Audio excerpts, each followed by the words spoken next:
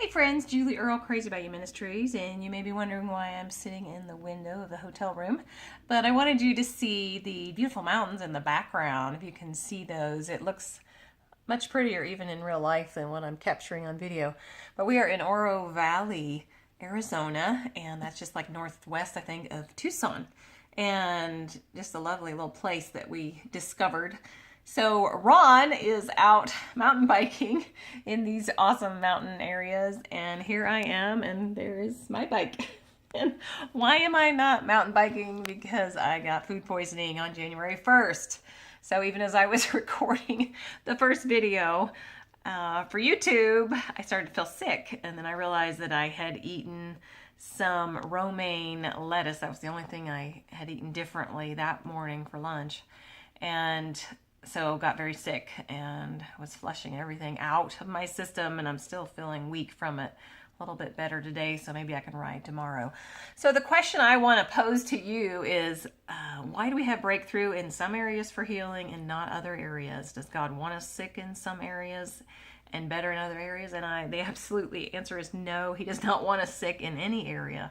I am not doing much good here in the hotel when I could be out enjoying the beauty.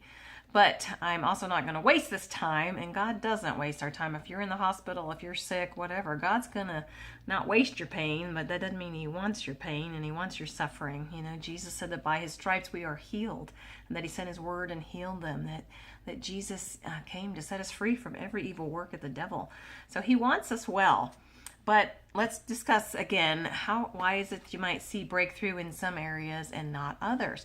So let's look and see what happened. This happened to the disciples. And again, my eyes are an area where I'm getting healing breakthrough because I've had healing in my thyroid. I've had healing for my head injury. I've had some with my eyes. I went to the eye doctor again. He said my distance vision is better, but my close-up was worse. So speaking to those eyes, I had my hormones all healed. I'm not on any supplements, any vitamins, any nutrients, anything like that. Extra back healed, just a lot of things. But I still have stomach issues that I battle. I still have some other areas of my body that I'm speaking to. So let's look and see. This happened to the disciples. They were seeing healing. They were seeing the sick raised, the sick healed, the dead raised, and yet they still were having some issues where they didn't get breakthrough. Let's look at that. In Matthew 17, verse 14, I'm going to read out of the New International Version. It says, when they came to the crowd, a man approached Jesus and knelt before him. Lord, have mercy on my son, he said. He has seizures and is suffering greatly. He often falls into the fire or into the water. I brought him to your disciples, but they could not heal him. So it was awful. Can you imagine watching your son falling into the fire or into the water? And Jesus said, oh, unbelieving and perverse generation. And perverse means twisted. It means you're off course, off kilter. Jesus replied, how long shall I stay with you? How long shall I put up with you? Bring the boy here to me. Jesus rebuked the demon, and it came out of the boy, and he was healed from that moment. So somebody else might have said, well, the disciples didn't see him healed, so God must not want him well. Well, that wasn't true. God did want this little boy well. The disciples just didn't have the faith to believe for his healing. Because it says the disciples came to Jesus in private and asked, why couldn't we drive it out? And he replied, because you have so little faith. I tell you the truth, if you have faith as small as a mustard seed, you can say to this mountain, move from here to there, and it will move.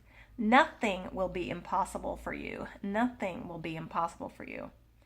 So again, they were growing their faith, and it's not a condemnation thing. God's not saying, I'm sorry you don't have faith, so I am not going to share this healing. No, the healing is already ours. Jesus already paid for it. We just have to receive what is ours. The problem is that the enemy can hinder what is ours through lack of faith. Same with salvation.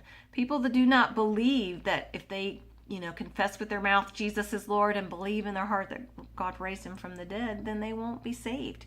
And the enemy is constantly hindering people's faith there so that they can't see the truth of salvation. And the same is true with healing.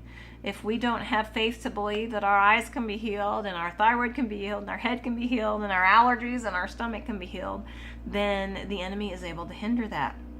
So I want to encourage you, just share your thoughts on here. What are your thoughts of healing? What have you seen? Have you had breakthrough in some areas and not in other areas? What are your favorite scriptures about healing? And let's just share. I want it really 2019 to be a year of breakthrough for you and I.